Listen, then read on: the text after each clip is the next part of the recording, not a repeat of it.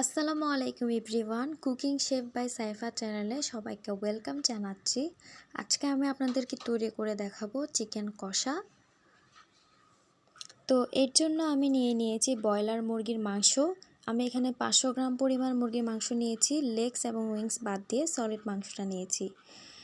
তো চুলায় আমি একটা প্যান বসিয়ে দিয়েছি। প্যানটা হালকা গরম হয়ে আসলে আমি এখানে সয়াবিন তেল দিয়ে দিচ্ছি 1 কাপ পরিমাণে।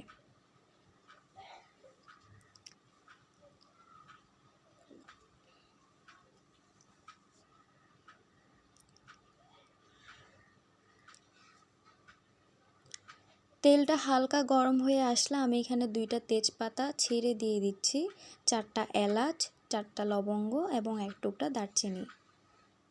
মশলাটাকে ভালোভাবে ভেজে নিতে হবে। খেয়াল রাখতে হবে মশলাটা যেন পুড়ে না যায়। মিডিয়াম টু লো হিটে মশলাটাকে ভাজতে হবে।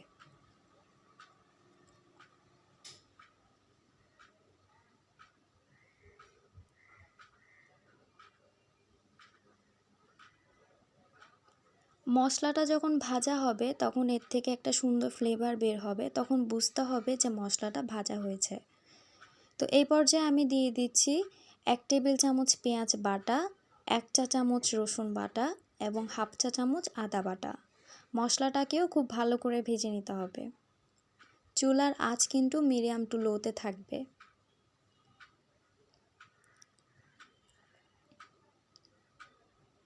ভাজতে ভাজতে যখন দেখবেন প্যানের উপরে অতিরিক্ত ফেনা ক্রিয়েট হয়েছে, তখন বুঝতে হবে যে মশলাটা ভাজা হয়ে গেছে।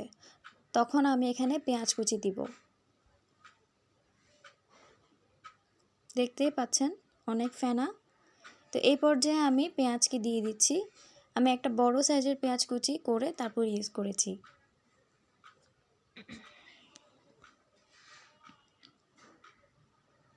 পেঁয়াজটাকেও খুব ভালো করে ভেজে নিতে হবে। ঠিক সেমভাবে যখন আবারও ফেনা ক্রিয়েট হবে, ঠিক ওই পর্যায়ে আমি গুঁড়া মশলাগুলো দিয়ে দিব।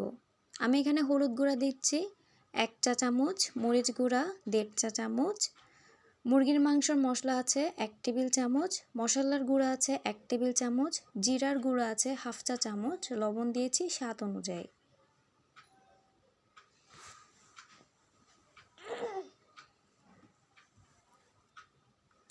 তো আমি এখানে অল্প অল্প পানি দিয়ে মশলাটাকে কষিয়ে নিব।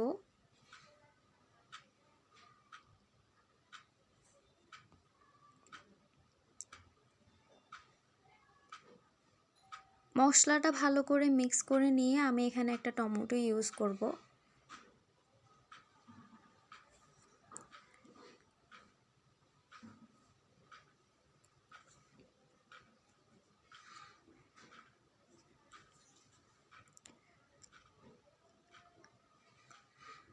আমি এখানে ফ্রোজেন টমেটো ইউজ করছি, আপনারা চাইলে ফ্রেশ টমেটো ইউজ করতে পারেন।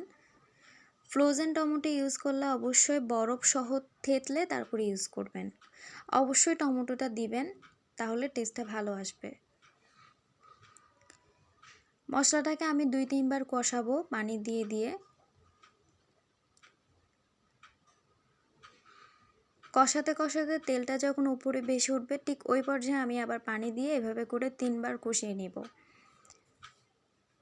দেখতেই পাচ্ছেন তেলটা উপরে ভেসে উঠেছে। এই পর্যায়ে আমি আবারও একটু করে পানি দিয়ে এটাকে আবার কষাবো।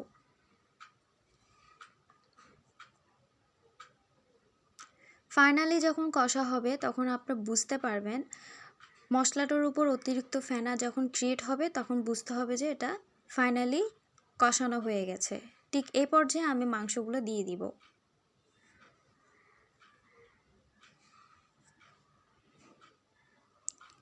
চিকেন কষা করার জন্য অবশ্যই মাংসগুলো একটু বড় সাইজের টুকরো করে কেটে নেবেন,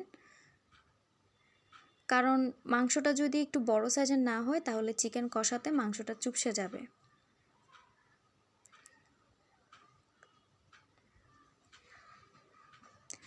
ভালো করে মাংসটা কষিয়ে আমি ঢাকনা দিয়ে দিব। এই পর্যায়ে কিন্তু কোনো প্রকার পানি ইউজ করা যাবে না।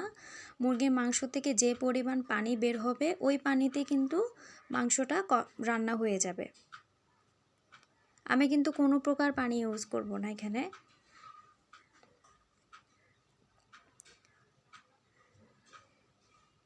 কিছুক্ষণ পরে আমি এটাকে নেড়ে চেড়ে দিব। দেখতেই পাচ্ছেন মুরগির মাংস থেকে অনেক পরিমাণে পানি বের হয়েছে। এই পানির মধ্যে কিন্তু মাংসটা খুব ভালোভাবে সেদ্ধ হয়ে যাবে। আমার ভিডিও যদি কোনো অংশে ভালো লাগে থাকে অবশ্যই চ্যানেলটা সাবস্ক্রাইব করবেন এবং ফ্রেন্ডস অ্যান্ড ফ্যামিলির সাথে শেয়ার করবেন। এই পর্যায়ে আমি ধনেপাতা এবং কাঁচামরিচ দিয়ে ঢেকে দিব। মাংসটা যখন চুলা থেকে নামানো হবে অলরেডি এটার ঝোল আরও কমে আসবে। আমার রান্না হয়ে গেছে প্রায়।